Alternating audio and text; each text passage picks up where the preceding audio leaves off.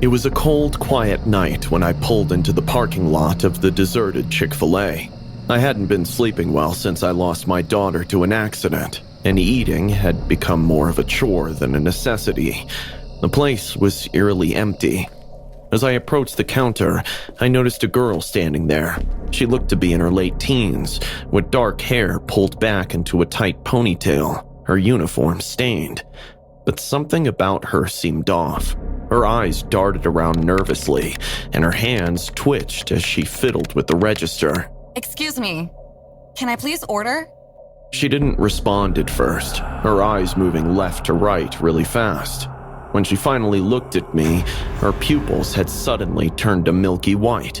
I stumbled back, heart pounding in my chest. Ma'am, are you okay? Her eyes cleared, and she blinked rapidly, as if coming out of a trance. Sorry about that. What can I get for you? Her voice was eerily familiar, and it sent chills down my spine. I shook my head, trying to focus. A chicken sandwich, please? She tapped at the register, her movements jerky and unnatural. Then she paused, a strange smile creeping across her face. Hey, Ma. Still miss me? My blood ran cold. My daughter, Emily, used to call me Ma in the same exact tone when she was upset or disappointed. Emily, who had died in the tragic car accident 6 months ago. What did you say? The girl at the counter looked up, her eyes strange and dark. I took a step back. Is this a joke? You one of her followers? Her face contorted into a sinister grin. Don't you remember? Psycho Emily, Ma. I shot the first one right in our old kitchen.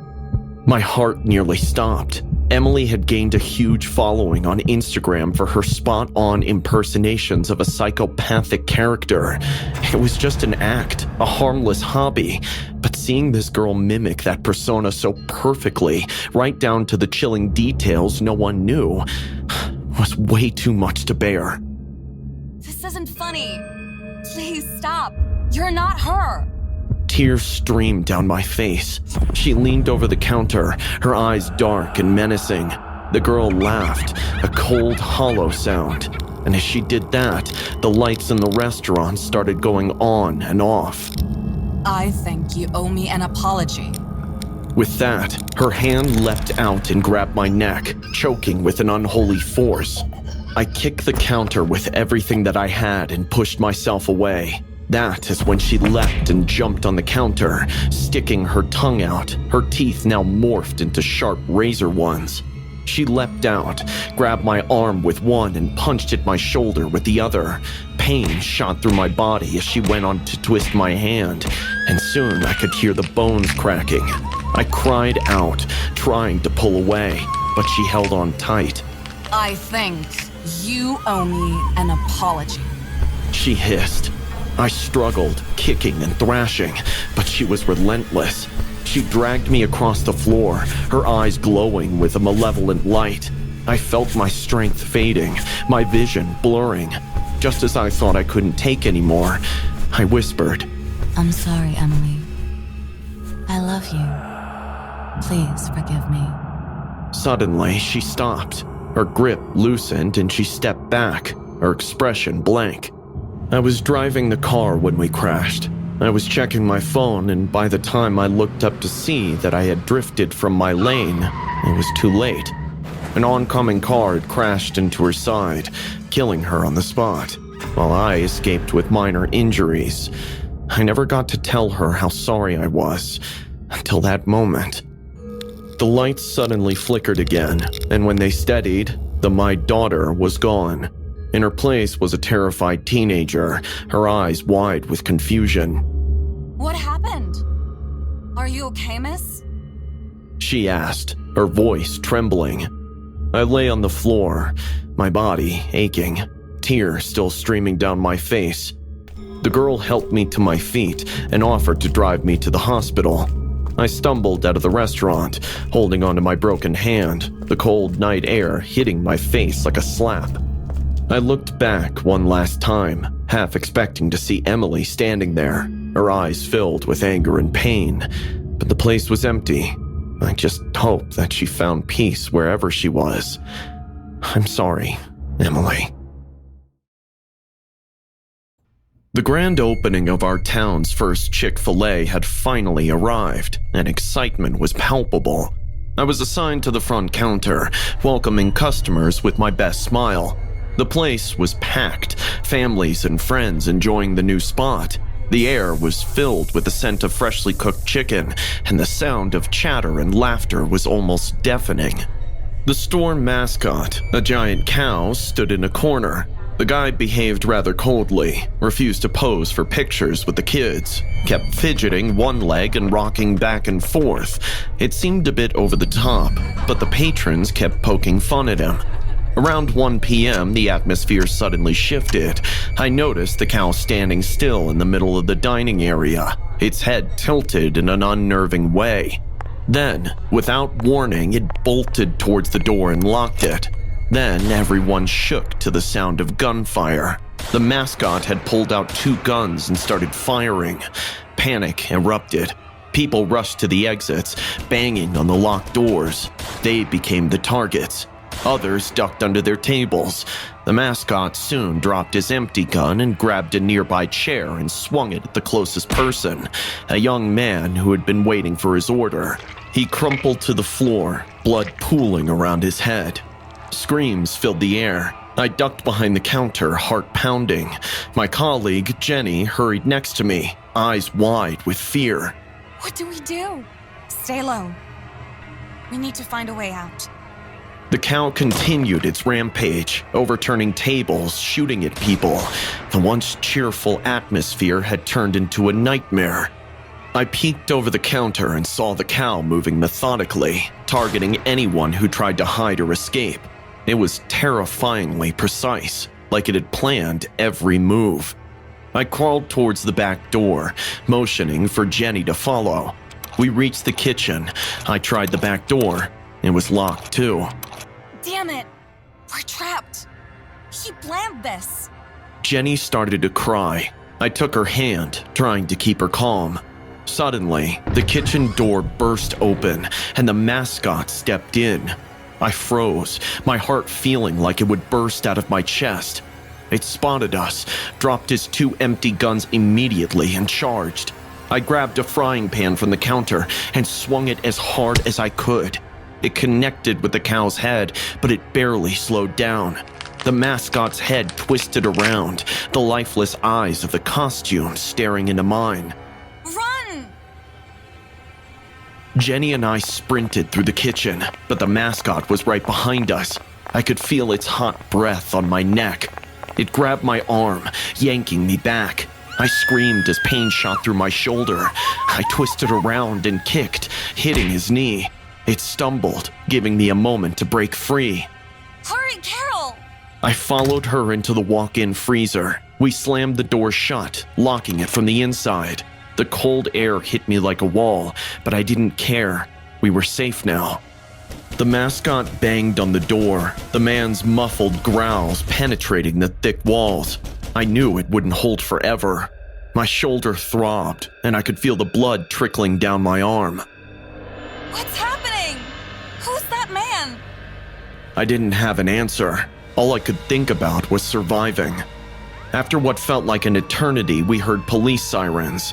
There were noises outside, and then silence. We waited in the cold before we couldn't take it anymore. I cautiously stepped out, motioning for Jenny to stay behind. I made my way back to the dining area, each step cautious. The sight that greeted me was horrific.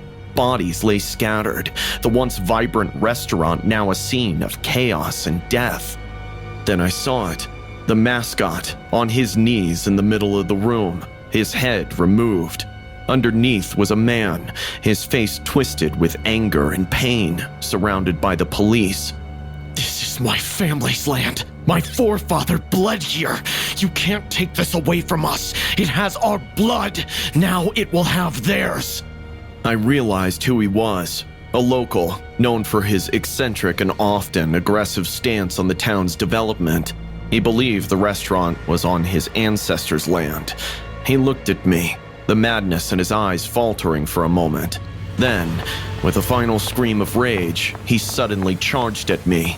I braced myself, but all the officers around him fired at once. I leaned against the wall, trembling, crying. I wouldn't wish this terror upon my worst enemies. The clock struck 10 p.m. as I wiped down the counter for what felt like the 100th time that night. Working the night shift at Chick-fil-A wasn't exactly my dream job, but it paid the bills. The restaurant was eerily quiet, the hum of the fluorescent lights the only sound. I sighed and leaned against the counter, staring out at the empty dining area. A flicker of movement caught my eye. I squinted, trying to make out what it was. That's when a text from my girl brought me out of my boredom. How's it going? Quiet. Too quiet. I want to kill myself. I sent the text and slipped the phone back into my pocket. I took a deep breath, trying to shake off an uneasy feeling like I was being watched. Just another hour, I reminded myself. Suddenly, the lights flickered. I froze. The lights went out completely, plunging the restaurant into darkness. I fumbled for my phone, turning on the flashlight. The beam of the light cut through the darkness, casting long shadows that seemed to dance on the walls. It was weird. We didn't have many outages around here. I made my way back where the circuit breaker was. My footsteps echoed in the silence. I reached the breaker and flipped the switch. The lights came back on, and I let out a sigh of relief. But as I turned to head back to the front, I heard a noise behind me. I spun around, flashlight shaking. Nothing, just the walk-in freezer. I laughed nervously at my own jumpiness and made my way back to the front. The dining area was just as I left it, empty and quiet. But something felt off. I couldn't shake the feeling that I was being watched. I tried to brush it off, but the hairs on the back of my neck stood on end. I walked back to the counter and glanced at the clock. 10:15 p.m. Time seemed to be crawling. Then I heard it, a faint whisper, like someone calling my name. I stopped, straining to hear. Hello? Silence. I shook my head, convinced I was hearing things.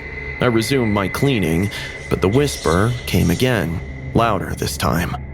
Who's there? No answer. I walked around the counter, peering into the dining area. Empty. I walked to the door and looked outside. Nothing. I returned, nerves on edge. Then, the whispering started again, this time more insistent. I followed the sound, flashlight in hand, until I reached the storage room. The door creaked as I pushed it open. The whispering stopped abruptly. I shone the flashlight around the room, but it was empty. Just boxes of supplies and cleaning products. As I turned to leave, the door slammed shut behind me. I yelped, dropping the flashlight. Darkness enveloped me. I scrambled to pick it up, the beam flickering as I pointed it at the door. It was closed tight. Panic set in. I pounded on the door. I turned the flashlight on again, and that is when I froze. There was a figure in the room. The figure was a man, tall and gaunt, with hollow white eyes. He took a step towards me, and I stumbled back, tripping over a box. Stay away from me! The figure kept advancing, a sinister smile now spreading across his face. I crawled backward, desperate to get away. My back hit the wall, and I realized I was trapped. The man reached out, his hand cold and clammy as it closed around my ankle. I kicked out, but his grip was like iron. He pulled me closer, his eyes never leaving mine. His smile widened, revealing rows of sharp, yellow teeth. He leaned in close, his breath hot and rancid on my face. That is when he let out a growl that sounded like the wailing of an injured animal. I screamed, thrashing against his grip. The pain in my leg was excruciating, but I didn't care. I had to get away. I kicked again, harder this time, and his grip loosened.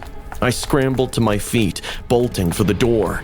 I yanked it open and ran, not stopping until I was outside, gasping for air. I looked back at the restaurant, half expecting to see the man following me, but the doorway was empty. I didn't go back inside, got in my car and drove away. When my manager arrived in the morning, I quit on the spot. He didn't believe what I said. He actually laughed at me. I never told anyone what happened that night. I don't know what happened or how to explain my ordeal, but I have started believing since that some unholy beings walk among us, hiding in the shadows.